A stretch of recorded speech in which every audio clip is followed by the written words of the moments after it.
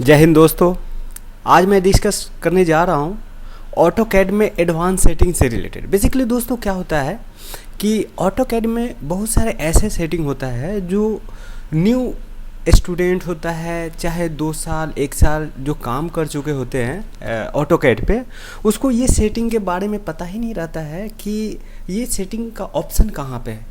तो उसके लिए दोस्तों मैं आपको डिटेल से आज बताऊंगा कि ये सेटिंग से क्या बेनिफिट होती है और काम जो आप कर रहे हैं उसमें कितना सुधार हो सकता है और टाइमिंग कितना लग सकता है। तो उसके लिए चलते हैं दोस्तों, आपको मैं ऑटोकैड में बताता हूँ।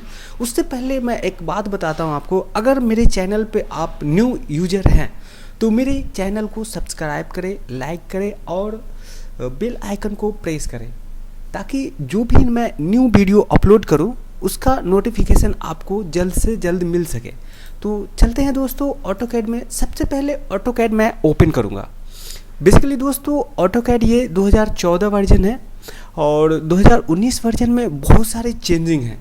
तो उसके लिए मैं आपको एक सजेशन देना चाहता हूं कि ऑटोकैड 2014 को बढ़िया से आप एक बार उस पर वर्क कर लें, उसके बाद आप 2021 वाले पे वर्क करें। बेसिकली क्या होगा दोस्तों कि उसमें क्या होता है कि जितने भी आपको ये जो लेयर है, बाय लेयर टेक्स्ट का जो टेक्स्ट है उसका weight plus lining, dotted lining सभी 2021 में भी है, लेकिन वो ऑप्शन गायब रहता है, वहाँ पे हाइड रहता है, आपको शो नहीं होगा। तो उसको खोजने में बहुत सारे प्रॉब्लम होगा। इसलिए मैं आपको बताना चाहता हूँ कि आप ऑटोकैड के हर एक पॉइंट को ऑटोकैड के 2014 वर्जन को हर एक पॉइंट को गहराई से जान लें। उसके बाद 2021 केवल आपको वो ढूंढना है कि वो पॉइंट कहाँ पे हैं। तो चलते हैं दोस्तों एडवांस सेटिंग से रिलेटेड मैं आपको बताता हूँ कि जो ऑटोकैड में एडवांस सेटिंग है वो बेसिकली कहाँ पे, जैसे मैं कोई टेक्स्ट लाइनिंग ड्रॉ किया हूँ, एक लाइन ड्रॉ करने के बाद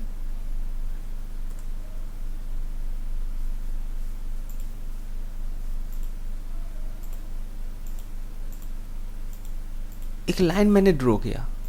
लाइन ड्रॉ करने के बाद यहाँ पे मैं आपको बता चुका हूँ कि दोस्तों ये अगर मैं लीनियर लाइन लेता हूँ तो लीनियर लाइन में बेसिकली क्या होगा कि एक लाइन से एक पॉइंट से दूसरे पॉइंट को मैं सिलेक्ट किया हूँ तो ये केवल लीनियर मतलब आपको हॉरिजॉन्टली डायमेंशन मिलेगा या वर्टिकली डायमेंशन मिलेगा, ये आपको अलाइन डायमेंशन नहीं देगा। तो उसके लिए जो ओवरऑल सभी में वर्क कर सकते हैं अलाइन, चाहे वो वर्टिकल हो, हॉरिजॉन्टल हो या कर्व हो, अलाइन हो, कोई सा भी आपको डायमेंशन लेना है, केवल डायमीटर को छोड़कर, रेडियस सर्कल का जो डायमेंशन को छोड़कर, सर्कल का भी आपको डायमेंशन मिल जाएगा कि उसका डाया कंप्लीट बता देगा,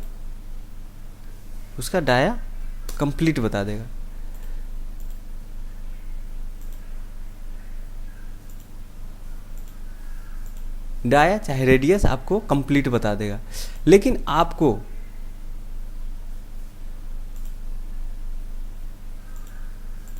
ठीक है, ये आपको रेडियस डाया दोनों बता देगा, बट ये अलाइन भी बताता है।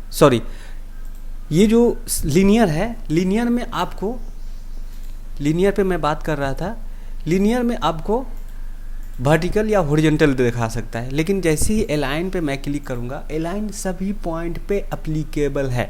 अब आते हैं इसके लिए, अलाइन के लिए सभी पे एप्लीकेबल है। देख सकते हैं दोस्तों, आप जो भी लाइन लेना चाहते हैं ये आपको मिल जाएगा बहुत ही सिंपल तरीक़ा से। एक और सिंपल ट्रिक इसमें बता देता हूँ दोस्तों, ये तो आपको एक बार क्लिक करने के बाद एक पॉइंट से दूसरे पॉइंट को सिलेक्ट करना पड़ रहा है, लेकिन जैसे ही यहाँ पे डबल स्पेस या डबल स्पेस या डबल इंटर कीजिएगा तो केवल आपको कहीं भी पॉइंट पे कोई भी पॉइंट सेलेक्ट नहीं करना है, लाइन के कहीं पे भी आप क्लिक कीजिएगा तो वहाँ से आपको डायमेंशन शो हो जाएगा। जैसे पहला इंटर, दूसरा इंटर, दूसरा इंटर करने पे आपको ये रेक्टेंगल बॉक्स ओपन होगा। रेक्टेंगल पे जैसे ही कहीं पे लाइन पे भी पिक करेंगे तो वो आ जाएगा, आपको डायमेंशन हो जाएगा। जैसे पहला इंटर, दूसरा इंटर। अब यहाँ पे मैंने एक सिलेक्ट किया हूँ, ये मेरा लाइन है। ये लाइन पे कहीं पे भी पिक करेंगे, लाइन पर कहीं पे भी पिक करेंगे वो आपको डायमेंशंस हो जाएगा। अब चलते हैं दोस्तों, इसको डायमेंशन स्टाइल मैनेजर में जाएंगे। डायमेंशन स्टाइल मैनेजर में जाने के बाद यहाँ से मैं डायमेंशन उसका ले लेता हूँ पूरे का। पहले सेटिंग पूरा कर लेता हूँ कंप्लीट। सबसे पहले आते कलर पे, ये मैं आपको बता चुका हूँ लेकिन एक बार रिपीट कराता हूँ। सबसे पहले बाय ब्लॉक पे जाने पे आप बाय ब्लॉक ही क्लिक करें। बाय लेयर सही है।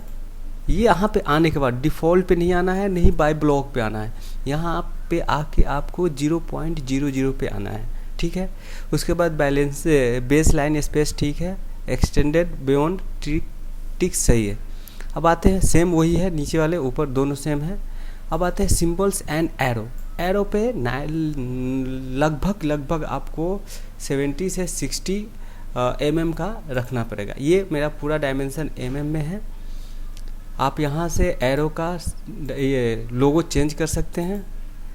अब आते हैं टेक्स्ट में आने के बाद मैं टेक्स्ट कलर, टेक्स्ट स्टाइल सब स्टैंडर्ड बाय ब्लॉक रख रहा हूँ और इसका डायमेंशन 100 mm ले रहा हूँ। अब चलते हैं दोस्तों फीट को कोई चेंजिंग नहीं करना। प्राइमरी यूनिट में जाने के बाद 0 डेसिमल लेना है और लीडिंग और ट्रेलिंग लेना है, ओके करना है। ओके करने के बाद सेट करेंट पे जाने के बाद क्लोज कर देना है। क्लोज करने के बाद देख रहे हैं दोस्तों यहाँ पे क्या हो रहा है कि यहाँ पे तो परफेक्ट लग रहा है, बट यहाँ पे एक पॉइंट और मैंने नोट नहीं किया हूँ। यहाँ पे 0.0 जो डॉट में आ रहा है उसको ख़त्म करना है। प्रिसीजन पे 0 पे क्लिक करना है, ओके कर देना है। ओके करने के बाद क्लोज, सेट के बाद सेट करेंट करने के बाद क्लोज करना है। अब दोस्तों देख सकते हैं ये पॉइंट में नहीं है।